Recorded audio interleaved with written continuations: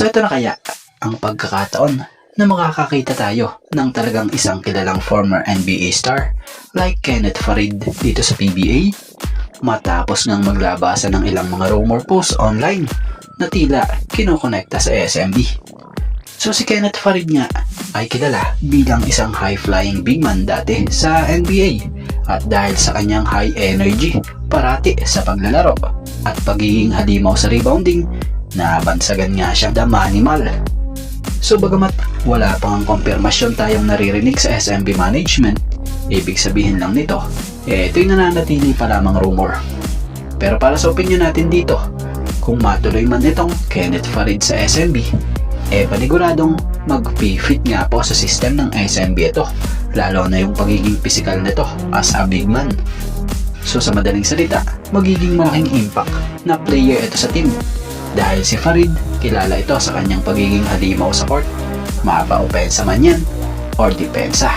Isa rin siyang rebounding machine kung maituturing na tiyak na makapagbibigay ng solid na kontribusyon sa team kasama ang kilalang 9-time PBA MVP like Junmar Fajardo. Kagandahan nga kay Farid, pwede siya maglaro kung sakali kasabay ang isang Junmar Fajardo dahil po pwedeng forward nga po ang laro nito. So kung magkataon, tiyak na magkakaroon ng excitement pa ang mga fans, hindi lang fans ng SMB, kundi maging PBA fans dahil isang former NBA star yan na makikita sa ating pinagmamalaking pambansang liga.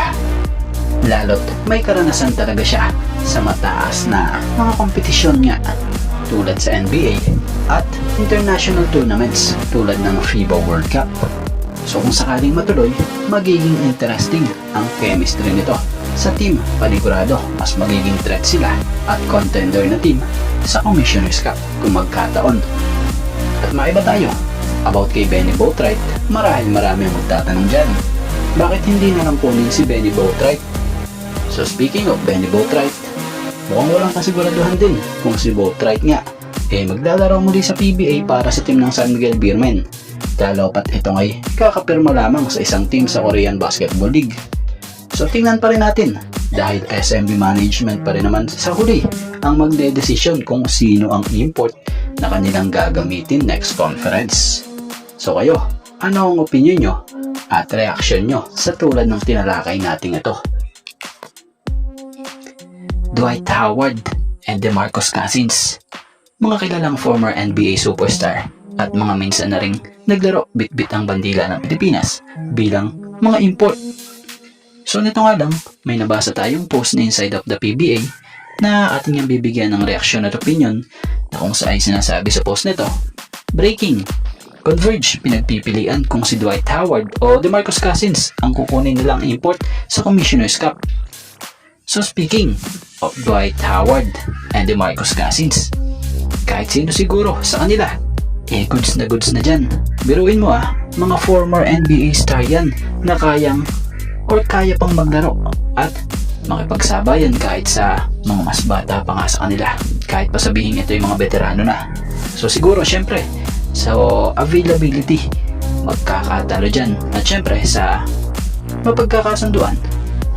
So about muna kay Dwight Howard, kung titingnan mo yung edad niya, 40-year-old na pero may ibubuga pa. May taas itong 6'10", high flyer big man, pwede maglaro mapa center or power forward. Dati itong naglaro sa iba't ibang team sa NBA, pero yung prime ng laro talaga niya nung panahong nasa sa Orlando Magic nga siya, na siyang team na nag-draft sa kanya sa NBA. So bukod sa paglalaro niya sa Orlando Magic, nakapaglaro nga rin ito sa gaya ng team ng LA Lakers, Houston Rockets, Atlanta Hawks, Charlotte Hornets, Washington Wizards, Philadelphia 76ers, at kung di nyo matatanong 3 beses ito nagpabalik-balik din sa team ng Lakers bago nawala nga po sa radar ng NBA. At about naman dito kay DeMarcus Cousins, ito yung literal na isang kalamoy guard na nasa katawan ng big man. Sa taas niyang 6'10", kaya niyang magdala ng bola na parang isang gwardya. Mas bata ito ng 5 taon kay Dwight Howard dahil si DeMarcus Cousins 35-year-old pa lamang to. Gaya na Dwight Howard, si DeMarcus Cousins nga ay marami ding kuponan sa NBA na napaglaruan. Pero yung prime ng laro niya lumabas noong nasa Sacramento Kings siya, team na siyang nag-pick sa kanya sa 2010 NBA draft. So bukod nga sa naging journey niya kasama ng Kings, naging parte rin siya ng team sa NBA gaya ng New Orleans Pelicans, Golden State Warriors, Houston Rockets, LA Clippers, Milwaukee Bucks, and Denver Nuggets. So kaya naman, kahit sino sa dalawang yan, talaga namang goods dahil sa mga angking experience na bit-bit nga ng tulad ng mga ito. So, kung tutuusin tamang-tama ang mga ganitong sample ng import sa Converge yung veterano. Dahil nga marami silang mga may tuturo sa ganito kabatang team dito sa liga.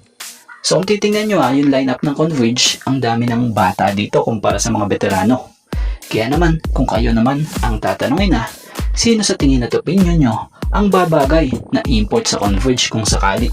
Inuulit natin kung sakali yung Dwight Howard ba? Or yung DeMarcus Cousins? At bakit? At bago nga ang lahat, baka naman po pwedeng makahingi ng isang subscription para sa ating channel or pakifollow na rin po kung nagustuhan nyo ang ating mga basketball update. At kung ito na may makakabigat para sa inyo, kahit isang like and share na lamang po. Maraming salamat po.